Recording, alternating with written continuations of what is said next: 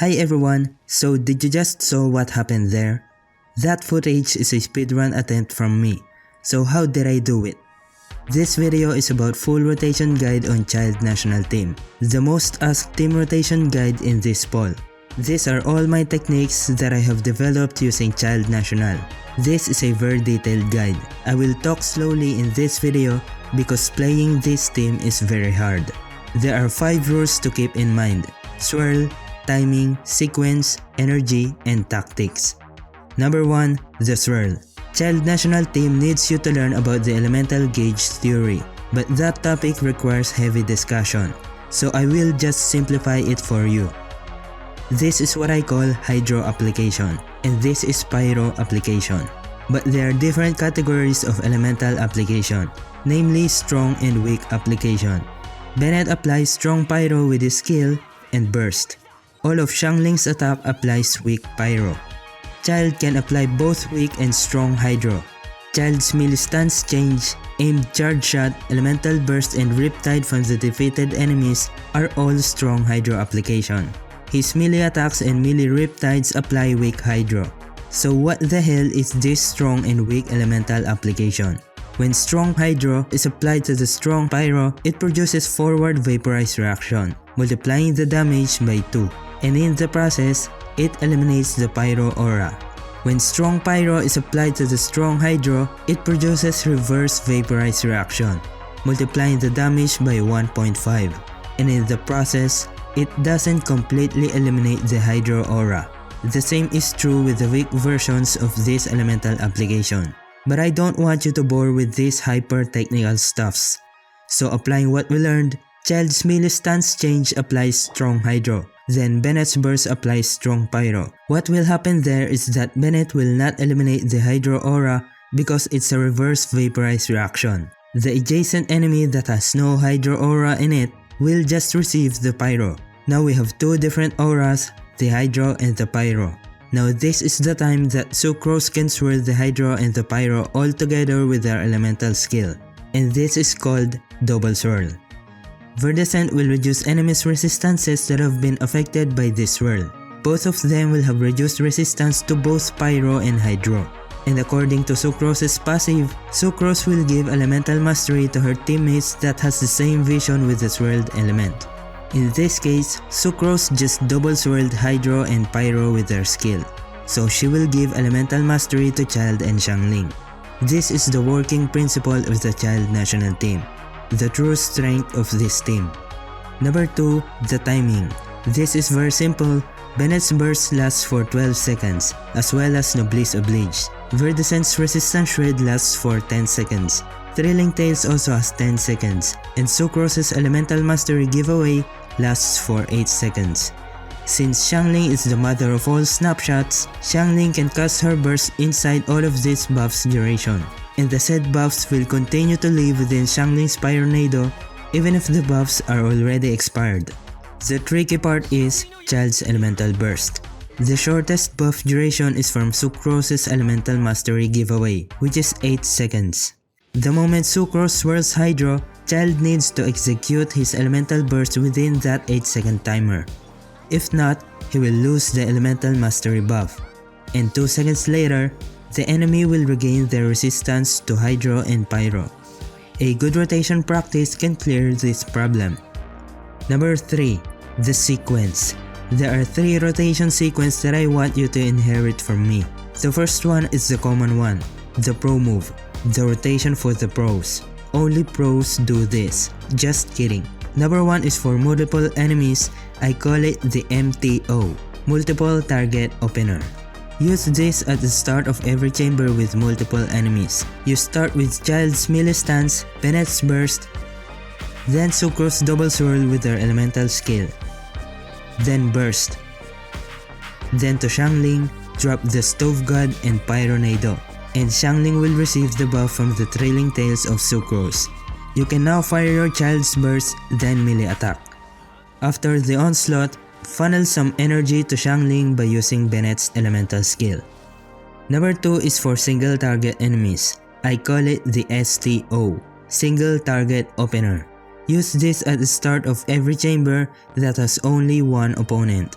You start with Childe melee stance, Bennett's burst, then to Xiangling into Stove God, then Sucrose normal attack, then elemental skill, then to Xiangling again to receive the Trailing Tails buff, then Pyronado.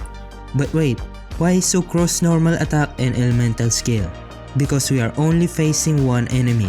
Double Swirl only works on multiple enemies.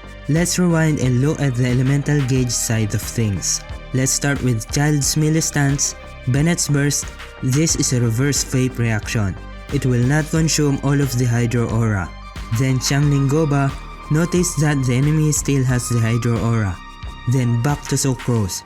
You do normal attack first, this will swirl the Hydro and eliminate it. Then Goba will breathe fire and will apply Pyro. Then after Goba applies Pyro, use Sucrose elemental skill to swirl the Pyro. Now the enemy has their Hydro and Pyro resistance shredded. Go back to Xiangling, she will receive the Trailing Tails buff, then the Pyronado, then Childe's burst. Here comes the third sequence that you have to master. I named it QTE, Quick Transition Execution. Use this technique when you have already full energy Xiangling and yet your Childe's elemental skill is still on cooldown. You will need to mark the enemy with Riptide, whether you do it while you're charging Xiangling's burst or you already have marked them with your previous rotation. The goal here is to use aimed charge shot to the enemy that has Riptide, because it will produce massive amount of Hydro application. Again, when Xiangling's energy is already full and Childe's elemental skill is on cooldown, immediately drop Bennett's burst. Then perform aimed charge shot on the enemy that has Riptide mark. Once it hits, immediately switch to Sucrose, then elemental skill for Hydro Swirl. Then Xiangling Goba and Pyronado to get the Trailing Tails buff. If Goba is still in cooldown, just skip him and go straight to the Pyronado. Then go back to Sucrose again, then elemental skill to swirl the Pyro for Pyro resistant shred. Then back to Childe for his nuke. This method will lose 50 elemental mastery to Xiangling because we did not pre-swirl the Pyro before Xiangling's Pyronado. Sucrose has 2 passive. She gives 50 elemental mastery to the teammate who has the same vision with the swirled element, and whenever Sucrose hit an opponent with a burst or skill, she will give the whole team with 20% of her total elemental mastery. Let's rewind that again. This is the first swirl after the charge shot. This will give 20% EM to the team and additional 50 to Childe but not Xiangling because of this passive. I have 683 EM on my Sucrose. This will give 136 EM to my team. Then the Pyro Swirl on the second skill. This will now reduce the enemy's Pyro resistance. We sacrificed 50 EM for faster rotation, but is that 50 EM worth waiting for? No, we already have Bennett's burst, Noblesse Oblige, Trailing Tails, Pyro Swirl, 130 EM, and that 50 EM is not really a big deal compared to the amount of all the buffs in this team. This QTE technique is usable to multiple and single target enemies. You can use Sucrose burst on multiple enemies and you can skip her burst if you're only facing a single enemy. Number 4 is the energy. This is very important. Energy recharge. After each rotation, Xiangling and Childe will be drained out of energy and we have to recharge them. This is the greatest disadvantage of Childe National team. It deals almost no damage when charging Xiangling's energy. Your Childe can also get into trouble if you don't have enough energy recharge in him. Childe produces 1 Hydro particle every 2 ticks of his elemental skill, and that is very slow. So here's a recipe for a good ER stat to follow. Childe needs 130% to 150% energy recharge. Xiangling needs 210 to 260%. Bennett can work with 200% above. There is a massive damage coming out of Childe's burst, so I used 145% ER right now. I want to have at least 155% ER, because I want to always be able to use my Childe's burst every rotation, so I invest on some energy recharge, and you should too. This is the charging state. After Pyronado expires, you will need to swap to Bennett, use elemental skill to generate particles, then switch to Xiangling to catch that pyro particles. We can also drop Goba here to generate more pyro particles. Some players will try to do charge shot while aiming. I don't encourage you to do that. I want you to relax and think of your next move while charging Xiangling. Having a little rest in the middle of the battle really boosts our morale. So just focus on charging Xiangling. You will need to do Bennett's skill 2 to 3 times depending on how bad your energy recharge is. But with Favonius Lance, you can do it with only one Bennett skill. Just follow my recommended ER for Xiangling and you will have a lot of fun playing this team. Below 200% energy recharge is a bad practice. High damage but takes too long to charge. Super very boring in my opinion. IMO. Before I reveal the greatest tip for Childe National team, I want to help you with my contents, and in return, if it did really help you a lot, your subscription is much appreciated. I'm doing guides like this, showdowns, builds, and comparisons, and I hope to see you in the next video. Number 5. Tactics. Gather your brothers in arms, plan the attack, know your enemies, strategize, and execute. Childe National team needs a careful planning to execute its rotation properly. One mistake can lead to a significant damage loss, so I recommend to study the positioning, the chambers, enemy movements, in short, experience. I will explain what I do mean by this. We will study this video made by me, a sick compilation of perfectly executed Childe National rotation. 12-1. I used the MTO, multiple target opener. I also used Sucrose Burst for crowd control. After Childe's burst, I switched back to Sucrose to reapply Pyro resistant shred, then back to Childe for Vaporize. This Sucrose swirl is a special case. It's not explained to any other video guides on YouTube, it's only here in Aquamath. Jokes aside, this is what I mean by tactics. If I played by the book, I will not swap back to Sucrose to reapply that swirl. Instead, I will go straight to melee stance and have the next wave without Pyro resistant shred.